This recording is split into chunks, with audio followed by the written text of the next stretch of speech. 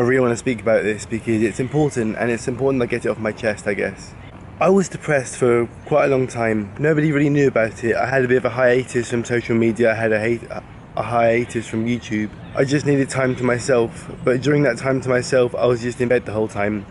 I just spent the whole time just in bed, just sleeping, watching videos, crying, eating. I kind of lost myself in my dreams and in my thoughts and stuff, and I really needed help, but I couldn't speak to anyone, and I became aggressive. So when I ate food, I just ate it upstairs. My room was a right pigsty. It is a pigsty right now, but that's a different story. I'm just untidy. But whilst I was going through it, I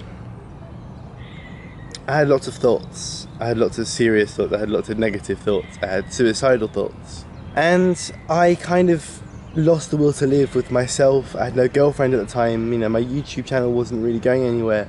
Well, it isn't going anywhere now really, but I'm still continuing with it because I love it. I love talking to you guys. As I was going through it, I had no concept of time. I had no concept of what situation I was in.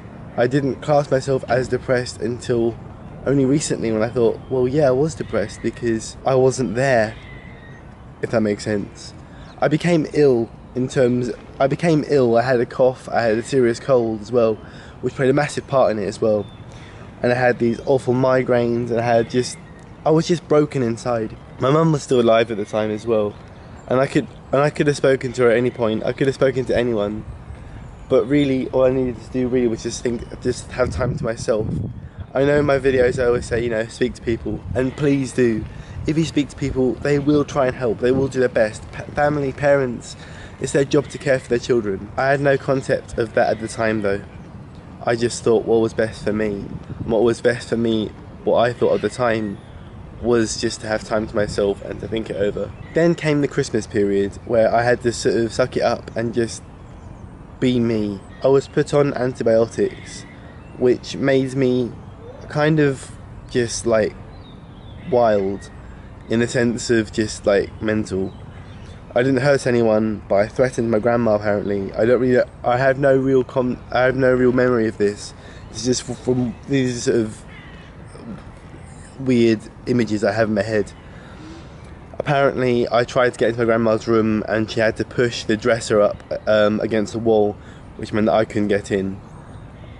Which really freaks me out because I love my grandma to bits and she means the world to me. And the fact that I scared her so much that she couldn't feel safe in her own house hurt me so much. My auntie came down from Manchester or Wigan, wherever she lives, to try and help me because she's a doctor. Apparently I called our next door neighbour a cunt as well, which I kind of don't remember at all, and this definitely happened because I had to apologise to him, which I should have done anyway, but obviously because I was out of it I didn't. After Christmas came New Year's, and my dad came down to come and see me. And when he came down to come and see me, I was really happy. But I knew that leaving Malden, leaving my room, probably wouldn't be the best idea. I went along with it. I did it, and I had a lovely time with him. But remember, I was on antibiotics, which meant that I had to take tablets every day. And with New Year's Eve, you tend to drink. And I drank. Drinking with antibiotics is not a good idea, ever. I do not recommend it at all.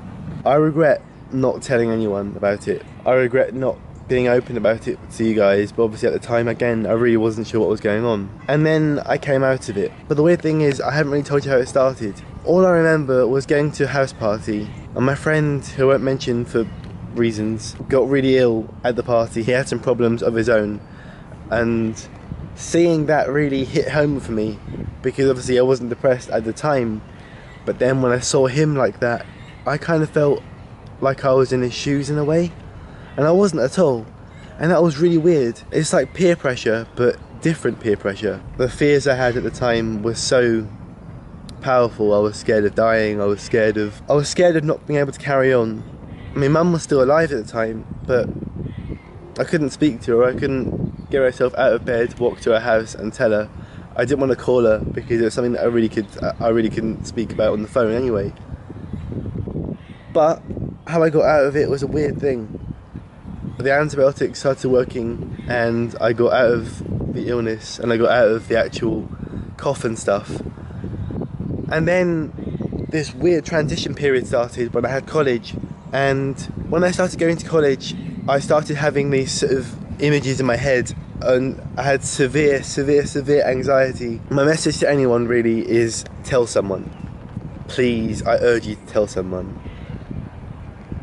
Because if you tell someone, at least then it's off your chest, at least then it's out of your mind, at least then it's out in the open. Life is so beautiful, but obviously when you're depressed you can't see it. It's like blinkers, it's like that all the time. You're always facing forward, but in a weird way you're always looking back, you're always looking at your past.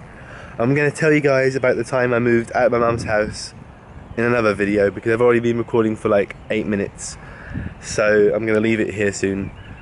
But honestly, please, I urge you, be honest with your family, be honest with yourself, be honest with the people around you, because genuinely life is beautiful, and it's hard to see how beautiful life is when you're in that state. I got out of depression by thinking too much, by accepting what I was and accepting the situation. I just knuckled down and I made the depression a page in my living book and a chapter that is now closed. I am revisiting it right now because it's always good to revisit old memories, even memories that scar you, even memories that hurt you. I self-harmed during that period of time, but most of all it was sort of mental scarring. And then obviously the year after the depression, my mum passed away, which just started it again, essentially. Be happy, try and find a happy place, whether it's a park like this, whether it's your bedroom, whether it's a music concert, whether it's a festival, whether it's your boyfriend's arm, whether it's your girlfriend's arms. Find a place to be happy, stay safe, and keep being yourself. Sorry for being really deep and dramatic. Alright, see you later on.